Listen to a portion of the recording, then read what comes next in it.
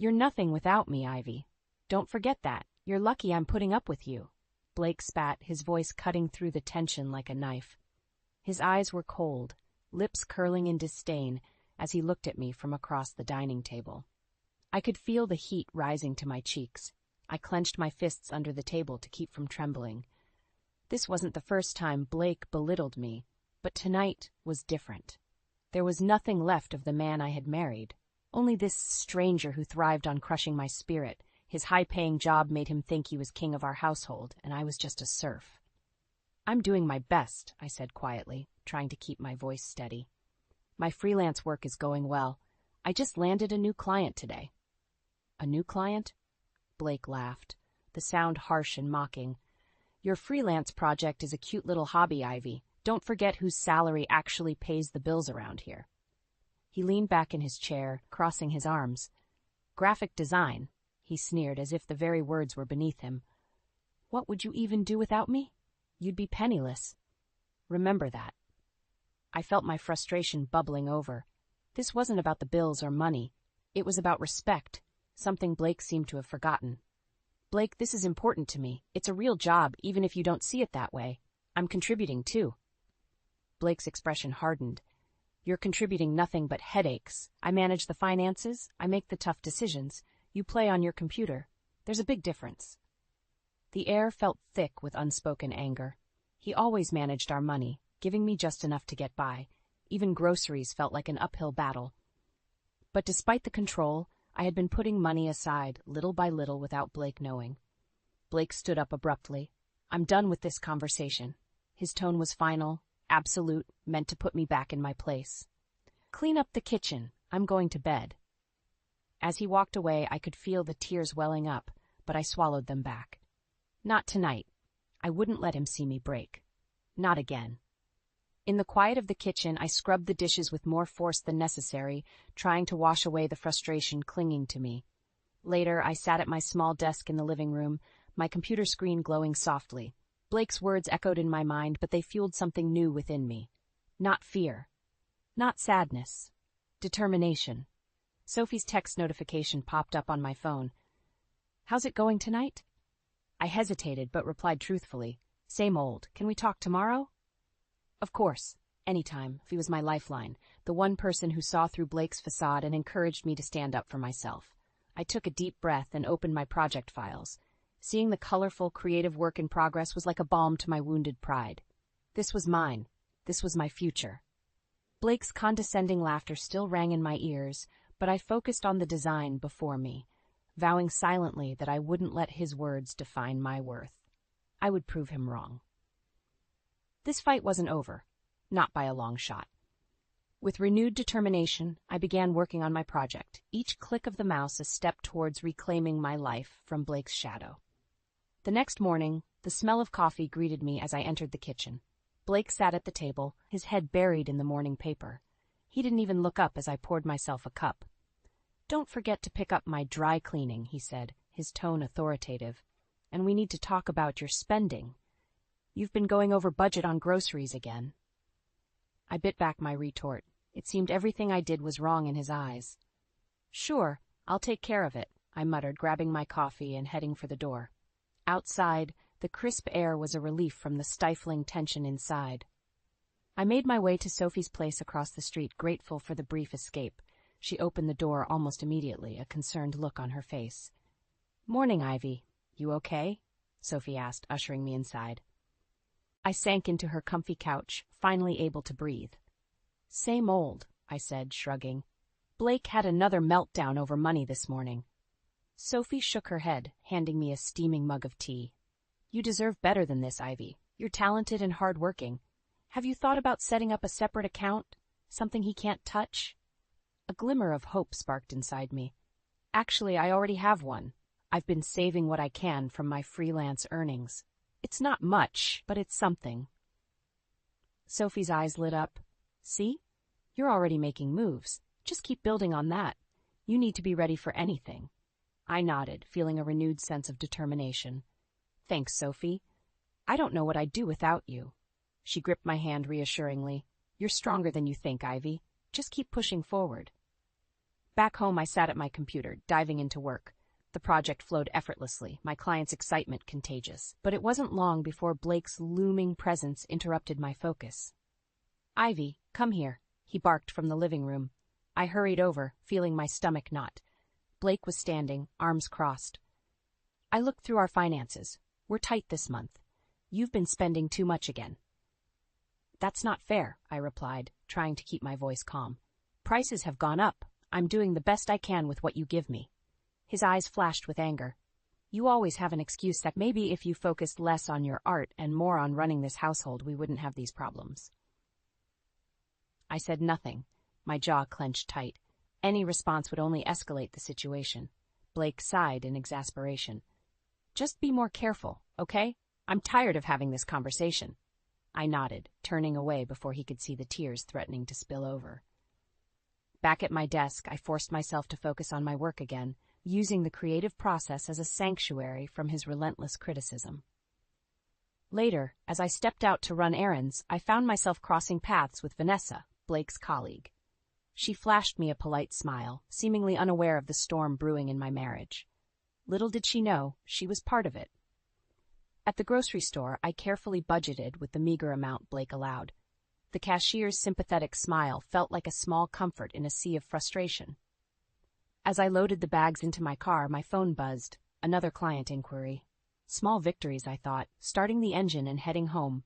The day passed in the same tense rhythm. By nightfall, the house was silent, Blake already asleep. I stood at the window, looking out at the darkened street. Sophie's encouraging words echoed in my mind. Just keep pushing forward. Taking a deep breath, I returned to my desk, immersing myself in my work. I was building something that was mine and mine alone, steadily chipping away at the chains Blake had wrapped around my life. This was just the beginning. "Can you please make sure dinner is ready by 6?" Blake called out from the living room, his voice dripping with entitlement.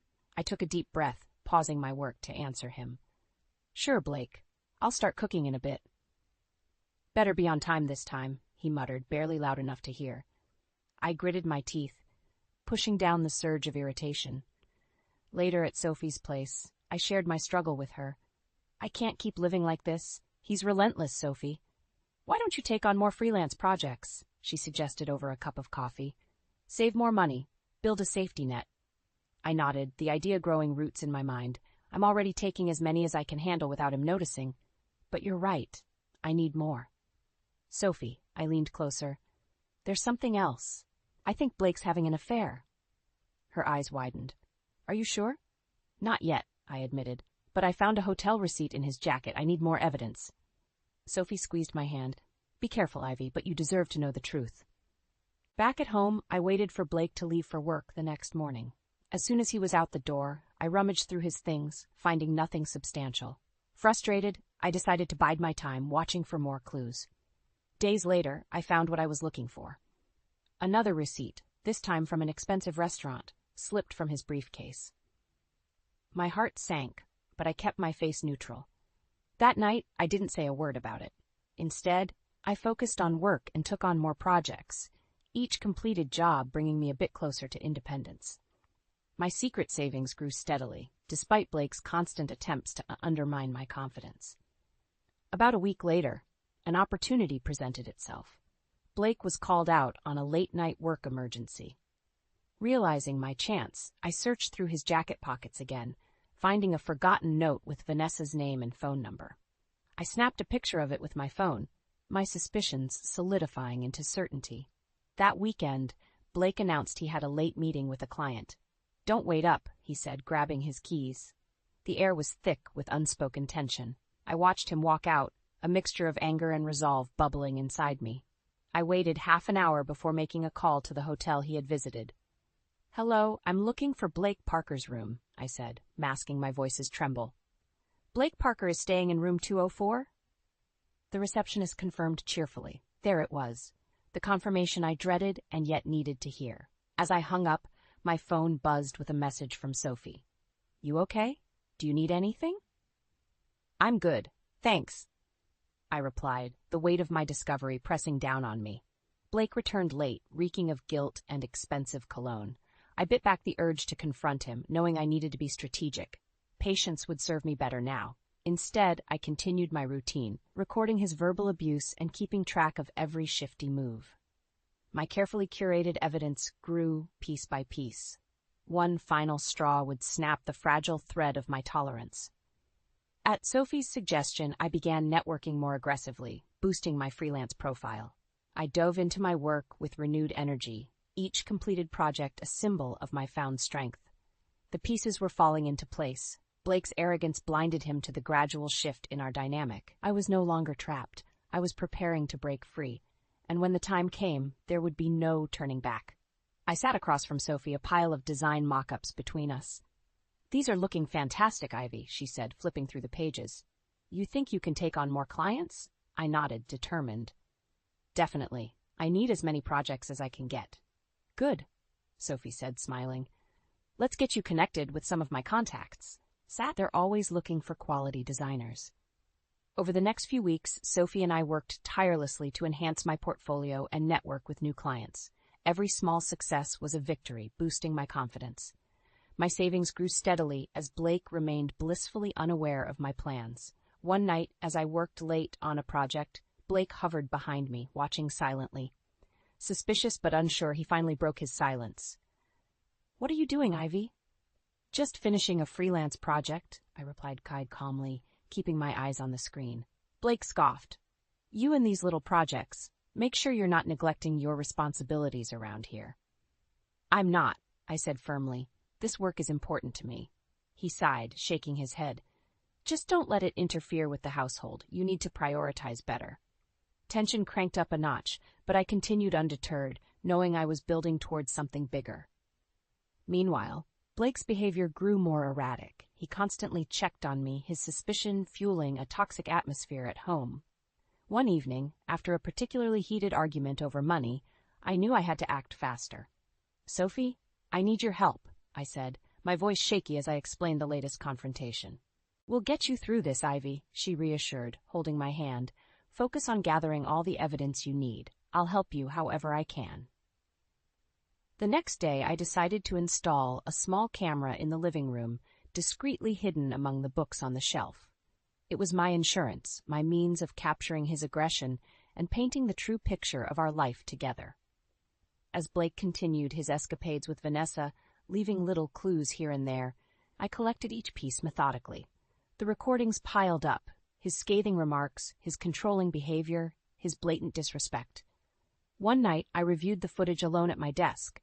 Blake's voice filled the room, laced with contempt. "You're worthless, Ivy. Without me, you're nothing." The words stung, but they also fortified my resolve. Days later, Blake left his laptop open as he took a call in another room. Heart pounding, I seized the opportunity, quickly accessing his email. There it was, a string of messages with Vanessa, detailing their meetings and expenses. I copied everything, making sure to leave no trace. After he left for work the following morning, I met Sophie in my kitchen. "I've got it all," I said quietly, showing her the evidence. Her eyes widened as she scrolled through the emails. "This is enough, Ivy. You can confront him now. You've got everything you need." I nodded, bracing myself. "I just need to time it right, when he's least expecting it." That evening, Blake arrived home in a foul mood, grumbling about work. "Dinner ready?" he barked. "It's almost done," I replied, keeping my tone neutral. As we sat down to eat, I watched him carefully, feeling a strange mix of fear and empowerment. Soon, I would confront him, and this charade would end. I had built my case, strengthened my position, and was ready to reclaim my life. With every bite, I steeled my nerves, knowing the moment of truth was fast approaching. The game was nearly over, and this time, I would emerge victorious. Blake stormed through the front door, slamming it behind him. "Ivy, we need to talk," he shouted. I looked up from the kitchen table, where I had been working on my latest freelance project. This was it, the moment I had been preparing for. "What is it, Blake?" I asked, trying to keep my voice steady. He threw his briefcase onto the couch, glaring at me. "I want you to quit your freelance work. It's taking up too much of your time. You need to be focused on this household, not your silly hobby." My heart pounded, but I stood my ground. "Blake, my work is important. It's not just a hobby. I'm contributing to our finances, and it brings me fulfillment." his face contorted with rage. You call this contributing? What you do is insignificant compared to what I bring in. You need to understand your place, Ivy. Something inside me snapped. I reached for the folder I had prepared, my hands surprisingly steady. Blake, sit down. We need to talk. He looked taken aback, but his arrogance only deepened. This better be quick, he muttered, sitting down. I placed the folder in front of him. Open it, I said. Blake's eyes scanned the documents, printed emails, hotel receipts, financial records. His face turned pale. What is this? He growled, trying to cover his shock.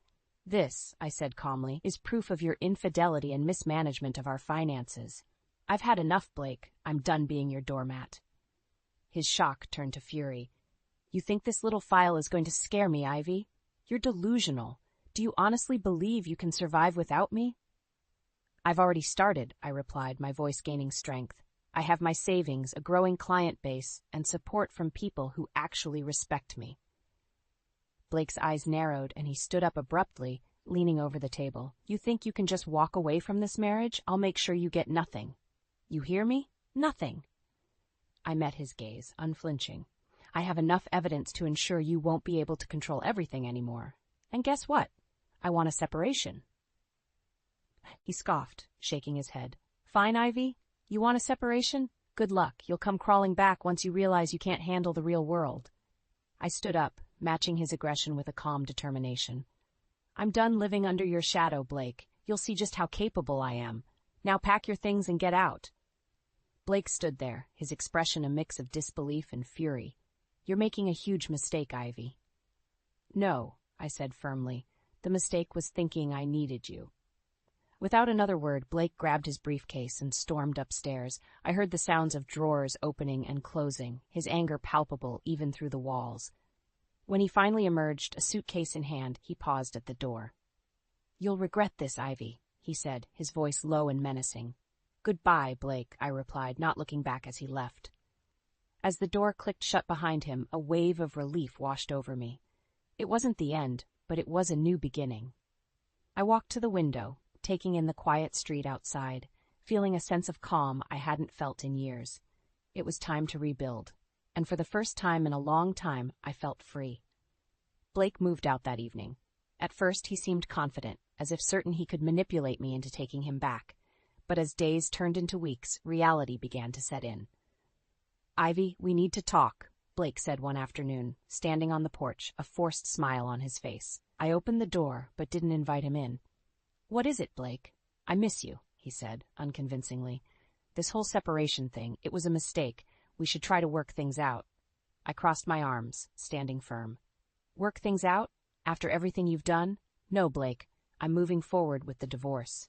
His face darkened, the facade of charm slipping. Do you really want to ruin both our lives over this? Think about it, Ivy. You can't make it on your own. I already am, I said calmly.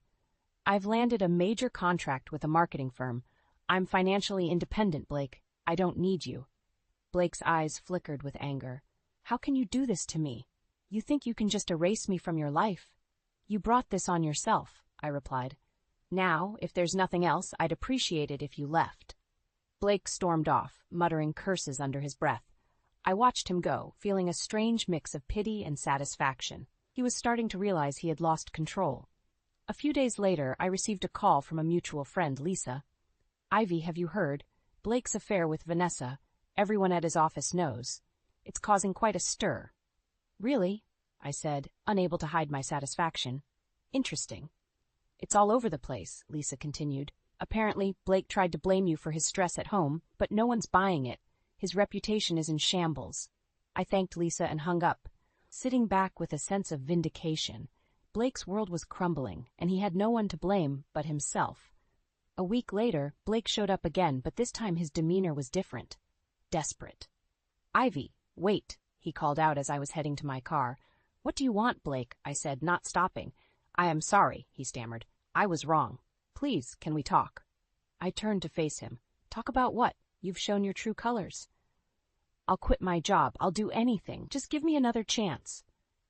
He looked pathetic, a shadow of the man who once tried to dominate my life. I shook my head slowly. It's too late for that, Blake. You need to face the consequences of your actions. As I drove away, I felt lighter. Blake's downfall was his own doing, and he was finally reaping what he had sown. The next few weeks saw Blake's life unravel further. Vanessa left him for another colleague, someone with better prospects. The scandal at his workplace grew, leading to his termination. Friends distanced themselves, unwilling to associate with a sinking ship. Meanwhile, my freelance business thrived. The major contract I had mentioned to Blake was just the beginning. New clients poured in, drawn by the quality and dedication I put into every project. My confidence soared, and my financial independence was solidified. I finalized the divorce, gaining significant compensation from Blake. He was left with a tarnished career and a bleak personal life. The irony wasn't lost on me. His arrogance had led him to this point. One evening, as I sat in my newly decorated living room, I received a text from Sophie. "Celebration dinner tomorrow?" "You've earned it." "Absolutely," I replied, smiling to myself. The future looked bright, and for the first time in years I felt truly free. Blake's chapter in my life was closed, and I was ready for whatever came next. I stood in the conference room, waiting for my meeting with the marketing firm's executives. The glass walls offered a view of the bustling city below. My heart raced with anticipation, but I felt confident.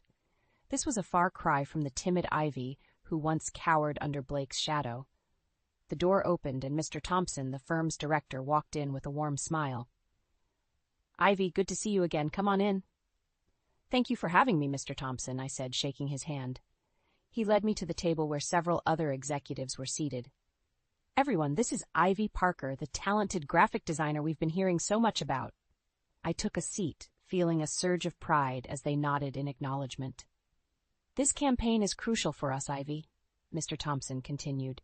"We've seen your work, and we're confident you're the right person for the job." We spent the next hour discussing the project.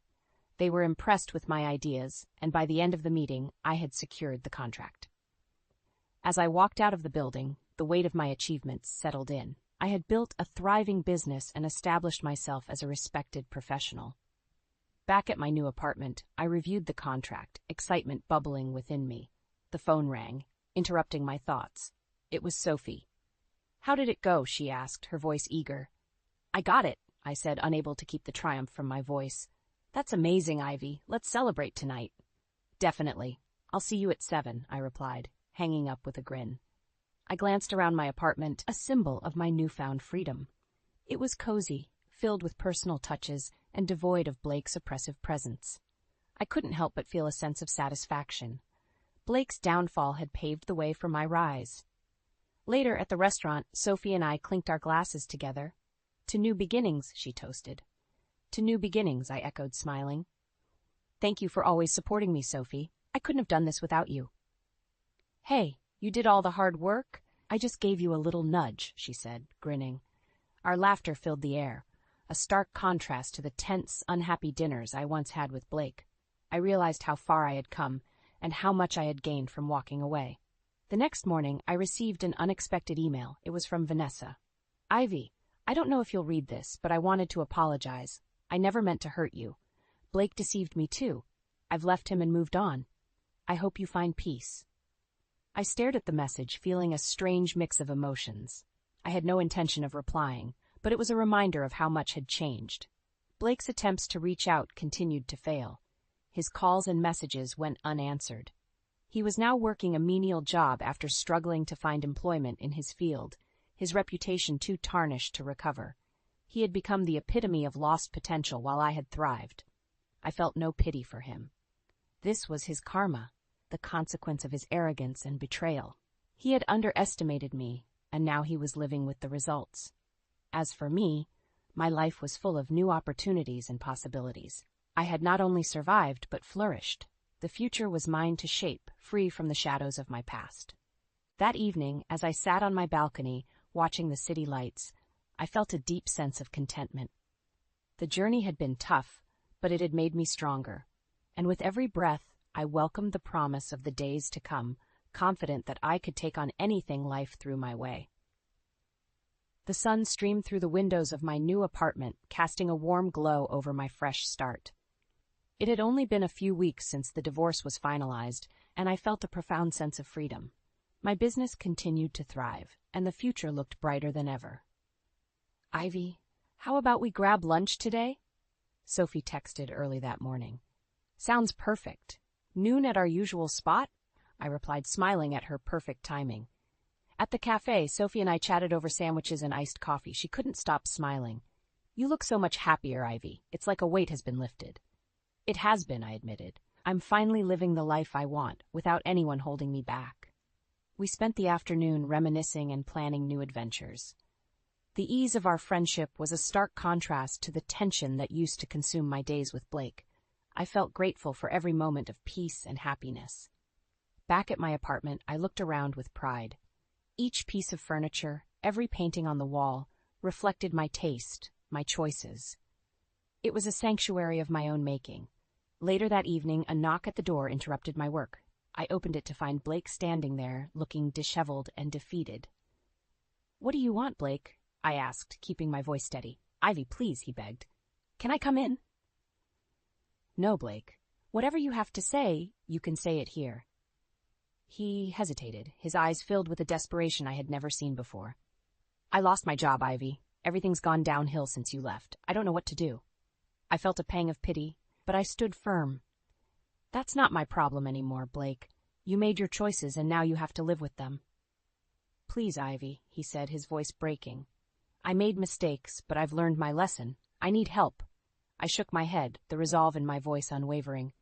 "You took everything from me, Blake. My confidence, my happiness. It's time you learned to stand on your own." His shoulders slumped as he realized the finality of my words. "I don't know what to say," he murmured. "Goodbye, Blake," I said, closing the door. As the lock clicked into place, I felt a sense of closure. The chapter with Blake was truly over. Over the next few weeks, life continued to flourish. My business grew even more successful, and I found joy in every new project and client interaction. Sophie and I celebrated each victory, big and small, her support unwavering. One crisp autumn morning, I found myself standing in front of a beautiful old building in the heart of the city. With my newfound success, I was ready to invest in an apartment of my own, a place even more representative of the new life I had built. I signed the papers with a mix of excitement and pride. That evening, Sophie and I toasted to new beginnings in my soon-to-be home. "To your amazing journey, Ivy," she said, raising her glass. "You've come so far, and I'm so proud of you." "To us," I replied, clinking glasses. "To the future and all the adventures it holds." As we sat on the balcony, overlooking the bustling streets below, I realized how much had changed since Blake had walked out of my life. His downfall had been his own doing, and I had not just survived, but thrived. I was more than the sum of his betrayal. I was resilient, independent, and ready to embrace whatever life brought my way. In the quiet of the night, I felt content and hopeful.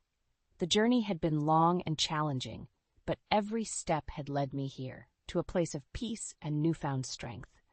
The future was mine to write, and it brimmed with endless possibilities.